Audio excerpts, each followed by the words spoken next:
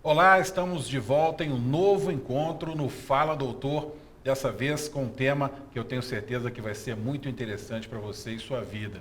Saúde mental e suas consequências para a infância e a adolescência. Ao meu lado direito, Dr. Adriano Miranda, médico neurologista e especialista em clínica médica. Doutor Adriano, muito obrigado mais uma vez pela presença. Eu que agradeço, estaremos aqui com vocês, sempre desmistificando algum tema da medicina, e hoje nós estamos aqui com a presença da nossa amiga, psicóloga infantil, Mariana, e ela vai tirar algumas dúvidas nossas com relação à psicologia na infância, a psiquiatria infantil, né, como é que é o comportamento, né, dessas crianças, porque hoje percebe-se muito, Mariana, que as pessoas chegam no nosso consultório, né, no dia a dia, e elas não têm noção dos transtornos mentais na infância.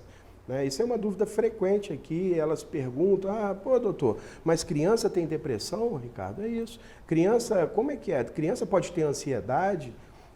Criança tem distúrbio do sono? Então, eu acho que hoje você vai estar aqui contribuindo com a gente, explicando um pouquinho mais, e podemos começar até pela depressão. Como é que é a depressão na criança? Quais são os sinais de alerta? Né? O que a gente tem que orientar para essas pessoas, os internautas que nos assistem? O que nós temos que orientar com relação à conduta, né, desses pais, quando eles têm que procurar um médico, quando que eles são encaminhados para o psicólogo? Fala para a gente, Mariana, obrigado. Primeiro, muito obrigada pelo convite, um prazer estar aqui com vocês. A depressão hoje é considerada o mal do século, né? E com as crianças e adolescentes também não é diferente. Só que com crianças, ela não manifesta da maneira que os adultos. Os adultos hoje conseguem se regular emocionalmente, controlar suas emoções com um pouco mais de facilidade do que as crianças. Mas as crianças, a gente começa a perceber quando não está dormindo bem, ou falta sono, ou excesso de sono. Às vezes a criança já é um pouco mais agitada e de repente começa a ficar mais apática. Quando a criança ela tem um distúrbio alimentar, ela para de comer ou ela come demais, sempre são os extremos. A criança começa a andar mais cabisbaixa. Aquilo que trazia tanto prazer para ela já não tem tanta graça. Às vezes a criança fica pedindo um abraço, um afeto. Essa criança é muito afetuosa. Não, essa criança está carente de atenção e de carinho. Então isso é um sinal de alerta, porque se a criança está dentro do que é esperado, uma criança que interage, que participa das atividades e de repente ela muda muito o comportamento, ela começa a ficar muito agitada, a criança começa a ficar muito, como os pais dizem, muito respondona. Isso também é um sinal de alerta. Agora, qual o primeiro caminho que ela tem que seguir? A busca para o especialista médico. A quem ela deve buscar? Geralmente os pais recorrem às vezes para o pediatra, para saber o que está acontecendo. Essa criança não é assim, e agora ela ficou mais chateada, recebe alguns encaminhamentos de pediatra para fazer a avaliação, porque fisiologicamente a criança não apresenta nada, além do distúrbio do sono, que pode afetar depois, né, o organismo dela, o distúrbio alimentar, mas a gente começa a avaliar todo o comportamento dessa criança. E a criança ela não vai falar que ela está mal, às vezes ela vai chegar para o pai e para a mãe e vai falar assim, brinca comigo. Entendi. E a questão assim que é comum, né, no adulto, a gente não percebe isso tanto nas crianças, mas o adolescente que é um choro imotivado. Nas crianças a gente observa muito também, Ricardo, a dificuldade, ele começa a ter uma dificuldade na escola, né, o aprendizado, ele começa a cair o rendimento dele escolar. Isso é muito comum? Muito comum. A adolescência já é uma das fases mais complicadas, né? Em alguns momentos ficam meio em suspenso. Tanto na literatura quanto nas pesquisas não se falam tanto dos adolescentes porque eles estão nessa fase de transição e para eles já é difícil, porque é uma mudança corporal, hormonal, e até eles entenderem que eles precisam de ajuda, às vezes a gente chega no extremo, quando eles começam às vezes a se embriagar ou se fechar muito nos quartos. Os adolescentes se cortam muito. Tem, né, relatos no consultório de colegas também que os adolescentes começam a se machucar na tentativa de chamar a atenção para a dor. Não de que eu preciso chamar atenção, mas espera aí, alguma coisa não está legal comigo. E as crianças podem desenvolver também quadros de ansiedade, pânico, né? Porque às vezes as pessoas consideram o pânico como se fosse uma frescura e na infância tudo é mais difícil, né, de diagnosticar, de identificar, mas comumente nós atendemos crianças com síndrome do pânico. E você vê isso com uma certa frequência. O que a gente deve orientar esses pais aqui, esses internautas que nos assistem, para que eles possam seguir o caminho correto? O interessante é a gente fazer um trabalho em conjunto. Em alguns momentos a medicação vai ser necessária. Eu não excluo essa possibilidade no consultório. Então eu gosto muito de trabalhar em parceria, porque eu vou encontrar com a criança uma vez por semana. O médico talvez uma vez por mês para fazer o ajuste de medicamento.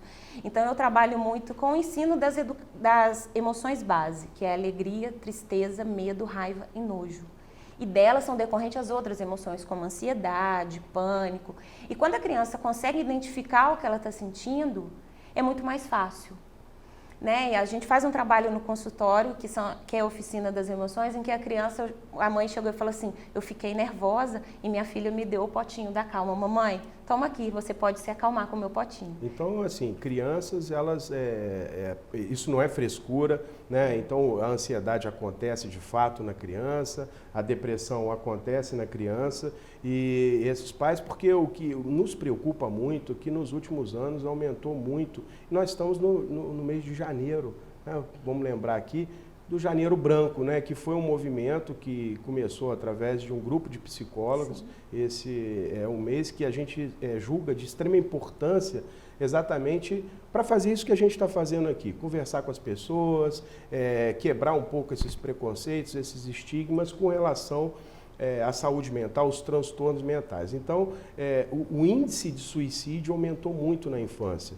Então, eu vou me prolongar aqui um pouquinho e depois você comenta para a gente. E anteontem, nós tivemos a oportunidade de dar uma entrevista na TV Integração, onde nós falamos das redes sociais e a interferência das redes sociais no transtorno mental, não só dos adultos, mas principalmente dos jovens, né, que são muito conectados. Então, todas as redes, mas nós falamos especificamente do Instagram, né, que é uma ferramenta hoje de rede social muito usada pelos jovens. Não existe um limite de tempo, mas que distorce, Mariana, distorce a realidade. Então, essa é uma vida que ele não tem e isso acaba afetando emocionalmente essas crianças. Existe um termo em inglês, né, que os americanos e os ingleses usam muito, que é uma sigla FOMO, que é Fears of Missing Out. É a sensação de ficar de fora, a sensação de perder. E isso frustra a criança, isso frustra o adolescente, e ele pode entrar num quadro de depressão, de transtorno do sono. Qual é a sua experiência nisso? O que você podia falar para a gente e orientar esses pais com algumas dicas com relação às redes sociais?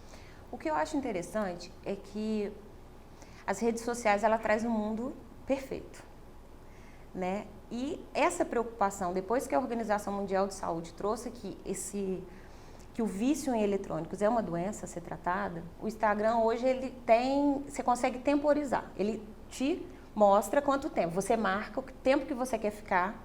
Por exemplo, eu programei 45 minutos, quando deu, eu falei, seu tempo limite, mas isso para eles não é suficiente.